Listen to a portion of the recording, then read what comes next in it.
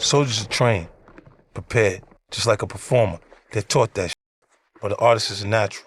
That talent is God-given. And it's the same for a killer. See, it's real simple. Soldiers are made. Killers are born. Now, this is the real start of Season 4. The previous week when we saw the events of 401, the episode was pretty much a flashback in its entirety to tell us how Unique survived, the extent of his injuries, the damage Ronnie caused, and how and why Unique came to the conclusion it was Rock, along with his brother, who all conspired against him. You did, just like you did the fucking High Post. You bring him in and then you kill him, and you take what's theirs? Rock do this with every she's ever been with. DEFCON to High Post. So you can understand Unique's point of view in terms of why he wants to cause so much damage to the Thomases. And oh, believe me, I think we've only just got started in terms of him getting rid of Rock's lawyer, Andre Barnes. Kanan's narration also turned pretty much a straightforward murder into a philosophical statement about how Unique isn't just killing Andre to cause a problem, but how he's embodying the killer archetype. His move to get rid of Andre isn't a calculated soldier-like move that normally has strategy like we saw Jukebox moving with in basic training. Unique's move was volatile, impulsive, but something that killers don't need training for because they're just born with it. Now, in the 3-month time span from 305 to 310, we also learned about other untold narratives which took us right up to the scene at the warehouse. But Season 4 Episode 2 now jumps ahead another 2 months. When Kanan was being questioned by Detective Garcia, he mentioned that Famous had been missing for 2 months, and we are definitely going to be coming around to the mystery of Famous's disappearance a bit later on. That definitely needs to be discussed. But I do think it is important to know the timeline before we obviously get into breaking down the details of Season 4 Episode 2, It's All Love. An episode where many of the characters were still coming to terms with who they wanted to be, but also an episode which carried the theme of soldier versus killer. So as usual, we will be running through all the themes, clues, Easter eggs for all things Raising Kanan, Season 4, Episode 2. Now, Episode 2 kicks off with Jukebox in basic training. In Season 3, we saw Juke quite confused in terms of what she wanted to do with her life going forward. We know she mentioned to Kanan she really doesn't mess with what the Thomases are into. That was way back in Season 1. Her music career is also now pretty non-existent. We don't know if that's ever going to be revived. But we also saw her toying with the idea of joining the army. She spoke to a recruiter, did her exams, medicals, spoke to Rock, and even spoke to Mr. Bingham during the untold narratives in 401. Even though he warned her about certain societal issues and discrimination, that was never going to put Juke off the idea. Jukebox is someone who's grown up in a war zone herself. Even though Kanan's narration told us the difference between the two, Juke is as hard as they come because of the environment she's grown up in, her life experiences, losing loved ones, and this definitely just adds another layer to a tough shell. Real soldiers understand the fucking chain of command. Got discipline. Strategy. While she was in basic training, Kanan's narration set the theme of street versus structure, an identity shift, futility versus purpose. His narration basically gives a tale of two contrasting war zones, the chaos that we see in the streets compared to the disciplined reality of the military, and Jukebox's shift from one journey to the other. In terms of her identity, she was coming out of her old shell from Queens, putting on a new uniform, and being formed into a soldier. Kanan basically tells us the street game is a pointless game, while the army definitely offers a grim path, it's a structured path. It was a narration to show more than just Jukebox's shift from Queens to the army, questioning her values and experiences she grew up with, and not just hardening her for what's to come later on in Season 4 and also in Season 5, maybe also in Power Origins. I think the writers were basically foreshadowing her to eventually return to Queens, where the lessons that she's going to learn in basic training will either clash or help with the chaotic world in Queens. Not only that, it does get us one step closer into understanding why she chose the path of eventually becoming a cop. In terms of Kanan's narration when he spoke about soldiers versus killers, we're going to come back round to that right at the end. But in terms of Juke, we all know what Kanan said in Power. She run these streets harder than some of these men. Love pussy, but ain't got no heart. Jukebox was as hard as they come, and we saw how tough she was. This army scene, her in basic training, and being tougher than some of these men definitely goes a long way in helping us understand why Jukebox was so tough in Power, why Jukebox was very strategic with plans. How many times have I told y'all not to do a job without a plan? And be on the move sooner than expected. We got to do the lick tomorrow. Dirt, you're running point on entry and handling the silent alarm. Critical, you're going to be holding down the crowd. And I don't want any hostages. I always fuck shit up. Doc, you're going to be smashing it. Jukebox in Power was very structured. Things always had to be done in a certain disciplined manner. You always stick to the plan, just like you learn to do so in the army. So these traits that we saw Jukebox with in Power definitely resemble some of what she would have learned in basic training, even though it was just a short stint. Now 2 months on from the events of Season 3, Episode 10, there were a lot of questions about what happened at the warehouse where they found yet another dead detective from the same precinct, the other being Detective Shannon Beck, who they still say committed suicide. They said they concluded an intensive investigation and found Detective Howard was involved in a narcotics operation with Ronnie Mathis. They said the murders were committed by foreign nationals, basically sweeping it under the rug, saving face in front of the media. And during those times, there wasn't any form of social media. You got the news from a couple of newspapers, a couple of channels on the TV or the radio. So it really was a lot easier to cover up than, for example, in today's day and age, where news travels very fast. But also because they were already investigating Howard towards the end of Season 3. He was under big pressure from Detective Tanner, which is why he went to Rock with another solution, give them Marvin. Of course, Rock was never going to give up Marvin to law enforcement. That's why she did what she did. Like she told Kanan later on in 402, she saw an opportunity and she took it. It was bold, it was risky, but that's what Rock does. She makes bold and difficult decisions and deals with the consequences if she has to. Now she was actually watching on as the chief was speaking to the media. Rock, Marvin and her lawyer Andre watched on. As Andre said, that was that.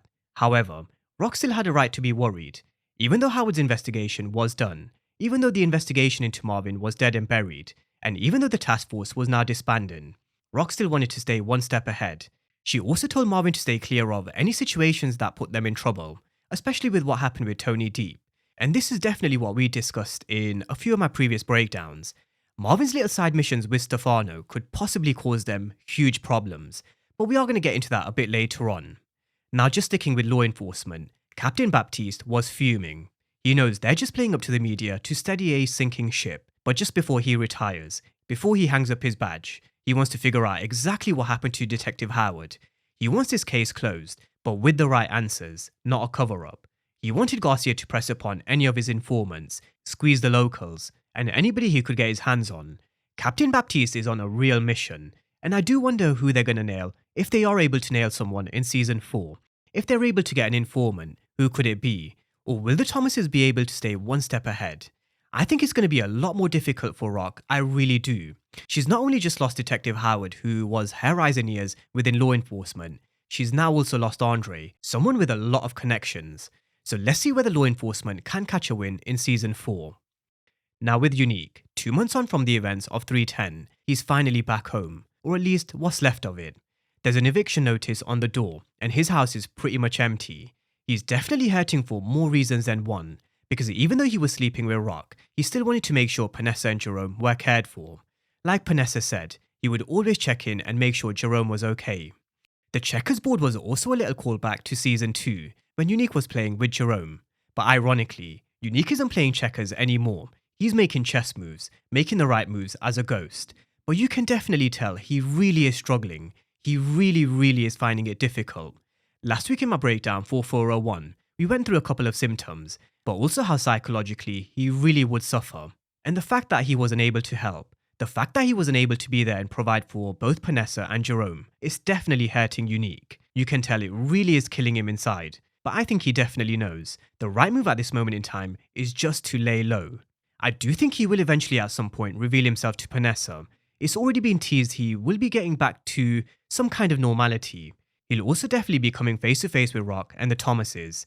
But at this moment in time, he knows he has to lay low because in his mind, Rock and the Thomases were working with Ronnie. That's the kind of conclusion he came up with in 401.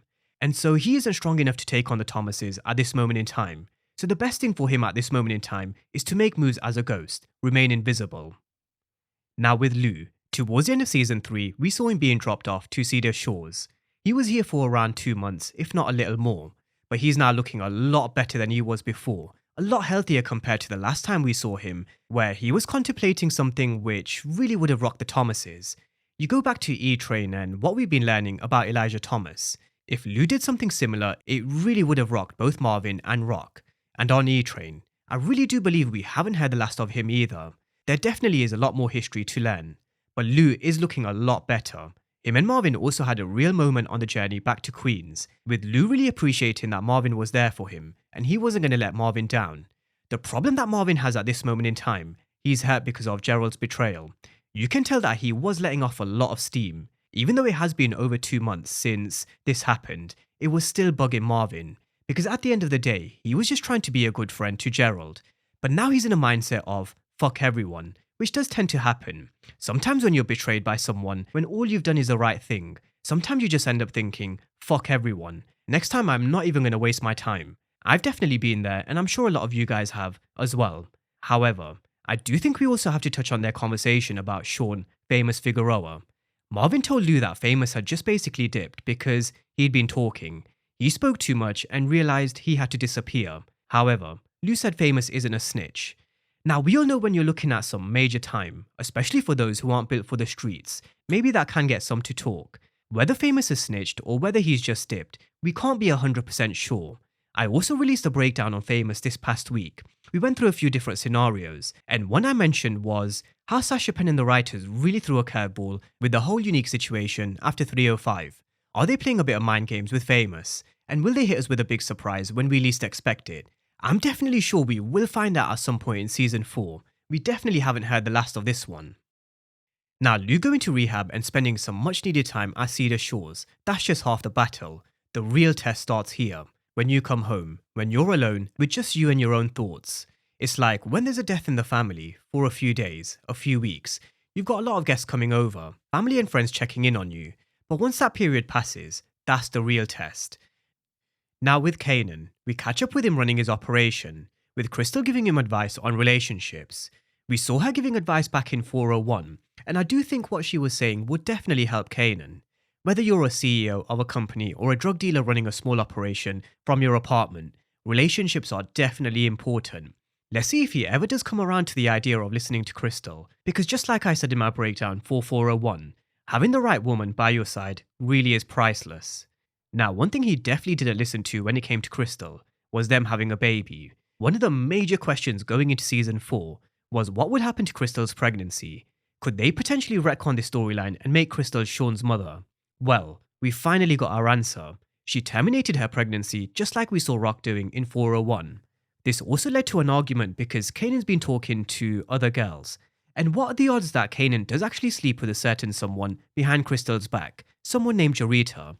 It still seems as if even though he got Crystal pregnant a few months ago, he still hasn't learned his lesson. So that's just a thought. Now sticking with Kanan, our assumption from the early teasers and trailers was definitely right. It really wasn't difficult to tell Kanan was running product under Rock. Want from me to read? Huh? What do you want from me, boy? Teach me the motherfucking game, bro. At times, sometimes I think we've all wondered, what if Ghost really did teach Tariq the game? Just how far could Tariq have really gone in the streets with a mentor like Ghost? In Raising Kanan, we've definitely seen a few moments. Rock teaching Kanan how to shoot, how to cook. She offered to look at his books and crunch some numbers in 402. The only thing with Kanan is, I do think he is kind of reluctant to take people up on their help and guidance, because sometimes that's what kids do, they think they know it all, although I do think that will change later on, especially with Snaps and Pop. Now, Rock also mentioned that she didn't have any product to give to Kanan at this moment in time. Juan wanted to see her before her re-up, but we're going to get to that in just a moment. As the evening came to a close, we saw Detective Garcia rolling up on Kanan in the street. This is where he mentioned it's been 2 months since he's seen Famous. With Kanan, we all know how much he hates law enforcement. He's never really had a great experience with them. And I do wonder, if Detective Garcia digs into Howard and potentially more, I wonder if he'll dig as far as Detective Burke did back in season 2. Will he find out that Kanan was Howard's kid and everything that happened with Rock back in the day? Which ends up with them having to make a decision on whether they have to get rid of yet another cop. Garcia's going to be a real pest in season 4, so let's just see how far he digs, what he learns, and how he plans to ruffle the feathers of the players in Queens. Now, as Rock goes to Quan about the re-up, this meeting was really short and sweet. Quan wasted no time in telling Rock he was raising her prices by 20%, and it wasn't up for debate or discussion. End of story. That was it. His word was final. Now, of course, no one's ever going to be happy with a 20% price increase at the drop of a dime. A 20% price increase means it eats into your profits, or you then increase the price of your product on your Primeras. It's a huge knock-on effect. This is why Rock came to see Stefano about climbing the ladder. Gotta keep climbing, keep going up. The hustle don't stop, so neither can you. Always striving, always pushing. Remember where you've been, know where you are, and see where you're going. Rock is someone who's very ambitious. She always has been. She's always been looking to climb the ladder, build her empire. She's always been thinking bigger. Whether it's getting rid of DEF CON and High Post, to learning about the high-rises from Symphony and also expanding into Jersey, to small details such as making sure the lift works in the projects, making sure the staircases are mopped, clean, and don't smell of piss. Rock looks at all the small details because it's the small details that will get you to the bigger picture eventually. Now she wants to climb the ladder and in essence be the Connect, taking Kwan's place. But for Rock to be the Connect and potentially take Kwan's place, Stefano mentioned she needs to make him an offer that he can't refuse, higher than their Vietnamese friend. Now never count out Rock. I think a couple of scenes from a few teasers and trailers definitely show she may get a seat at the table. However, the question is, how does she get here? Especially when her organization is going to be hit by Unique piece by piece. Will she be able to maintain her position? I do think that is a valid question going into the next couple of episodes of Season 4. How will she react to Unique hitting her operation? And could that have a huge effect on taking Kwan's place as the Connect? Now, Rock wasn't the only one who was having meetings with Stefano, so was Marvin. After he caught little nephew stealing at one of their Chinese restaurants, he came to see his Italian friend after he dealt with his son-in-law, Tommaso, the Italian job. And I'm sure we all saw this coming. Stefano was going to keep going to Marvin for favours. This time he wanted Marvin to deal with someone out in Corona. The problem is, he was also a very good earner for Stefano. So he wanted Marvin to, just ring his bell like he did with Tommaso. But this is what I think we were all afraid of and what I mentioned before Season 4. Not only was he going to do little side missions behind Rock, but he went and got rid of one of Stefano's highest earners. Although let's not get it twisted, I do think he deserved it based on what he said to Marvin. And we know this Marvin is done playing games after what Gerald did to him in Season 3. But will this now backfire? Marvin's just got rid of one of Stefano's highest earners, so it definitely is a problem. And we are going to come back to Rock finding out a bit later on when we get to her conversation with Andre. Now with Kanan's operation, he was only able to get rid of Ronnie if he took on Ronnie's debt. Snaps and Pop gave him the okay to take him off the chessboard, but this was a real harsh lesson in the streets. Snaps and Pop weren't just going to be happy with their investment back. They made this investment for a return, and now they own a share of Kanan's business. Of course, that didn't sit too well with Kanan, but there's a reason why Snaps and Pop are in the position they're in, and they're not to be messed with. Snaps also realised there was a huge question mark when it came to his dedication and loyalty. It was suspect at best with Rock, and he also turned on his business partner in Season 3. So I do think he is going to sense the opportunity to actually mould Kanan into maybe one of his highest earning soldiers he's ever had. Definitely something to keep in mind for later on. I do think Snaps will begin to mentor and guide him, the more he kind of turns against Rock. Now, as Kanan and Rock leave, we did hear Rock warning Kanan. Snaps and Pop have dropped a hell of a lot of bodies to get to where they are. He needed to be very careful. But so has Rock. She's done similar, most recently Detective Howard, which they do seem to have kind of moved on from. It still may be a lingering issue, and there's still clearly a lot of tension between the two, but they have now moved on to more of a business relationship. But can Rock trust Kanan? I really don't think she can, and a scene from the season trailer where we see him approaching Stefano gives us our answer as to why. Now a bit later on, we also saw Kanan going to the doctors with Joyce Thomas. The kidney cancer has spread a lot more, and chemotherapy would end up just doing a lot more damage than good in her kind of circumstance. Now we all know about the Thomases and keeping secrets, but Kanan was trying to convince Joyce she had to tell Rock, Marvin, and Lou. But there is still a lot more backstory I think we still need to learn more of when it comes to the Thomases, and that's why I think we're getting a lot more backstory in terms of E-Train. They really are giving us small pieces of a larger puzzle, and eventually when Joyce has this conversation with her kids, when we learn more about Elijah Thomas, us as the audience will definitely be able to put it all together, especially because we haven't even heard Rock's perspective of E-Train. I do think they're saving that for a particular moment. Now with Duke, she did actually cut short her basic training and decided to leave. She got on the bus to Atlanta to go and see Aisha before she came back to Queens. However, even though they enjoyed each other's company, got on really well and cared for each other, they had this conversation about how they're still trying to figure out who they are. We've all been there in Aisha and Jukebox's shoes, trying to figure out who we want to be, what we want to do, because nobody ever had their shit together at a young age. But again, it's definitely something I'll cover in a few posts. Now eventually, Juke did come back to Queens where she did walk in on Marvin having a conversation with Stefano. We haven't seen the actual consequence yet of Marvin's kill. I assume that's probably going to come in episode 3 or 4, but in the meantime, he really was glad Juke was back. Now with Lou, with him being back in Queens, just like we spoke about Juke, sometimes even as adults, we're still trying to figure out who we want to be and also what we want to do. So if you're Aisha's age, Jukebox's age, or even Lou's age, it definitely is relatable to us all. But Lou was here because Mr. Guilford wanted him on board with his record label. However, there was only one artist that Lou was considering working with, that was B Rilla. Lou had a vision Mr. Guilford couldn't see, but he was also in two minds. He wasn't sure whether he wanted to press ahead with getting back into music.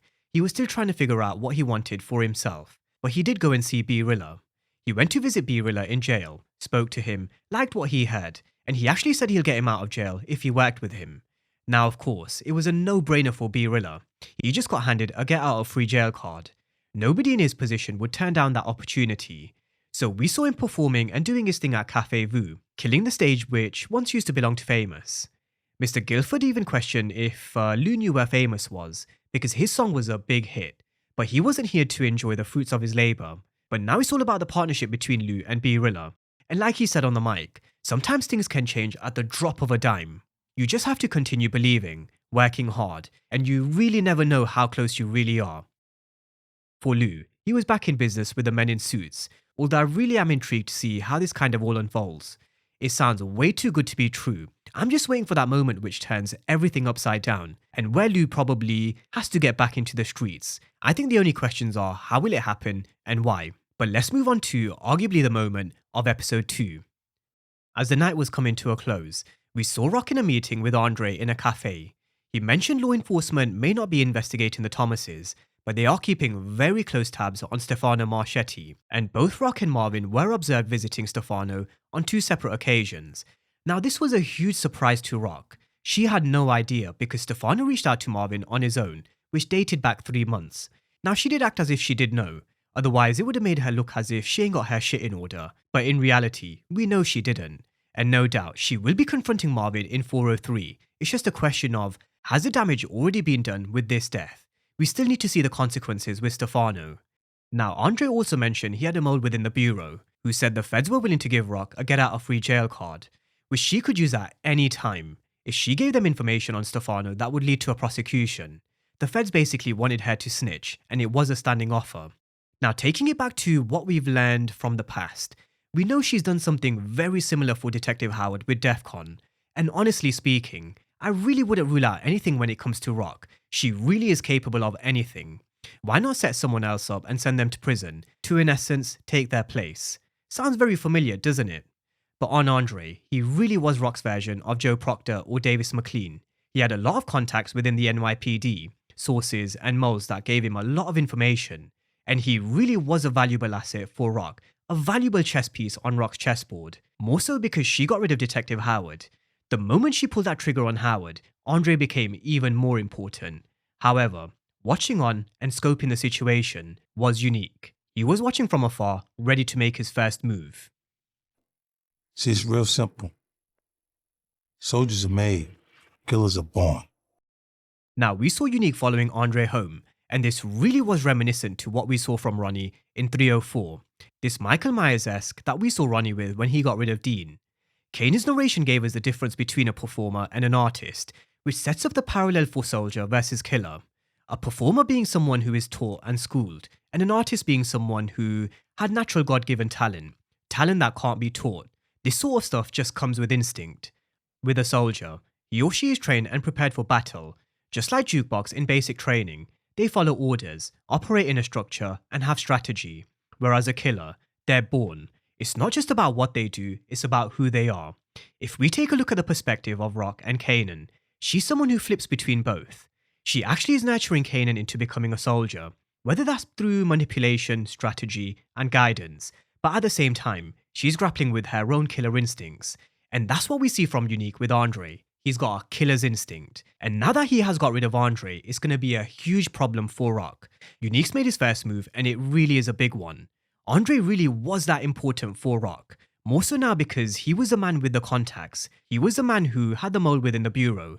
And I do wonder with his death, does Rox get our free jail card die with him? Let's see how she reacts, how law enforcement react, and also how Unique plans on attacking her next. Because best believe, this is just him getting started. So definitely expect a lot more turmoil and chaos in the rest of Raising Kanan Season 4.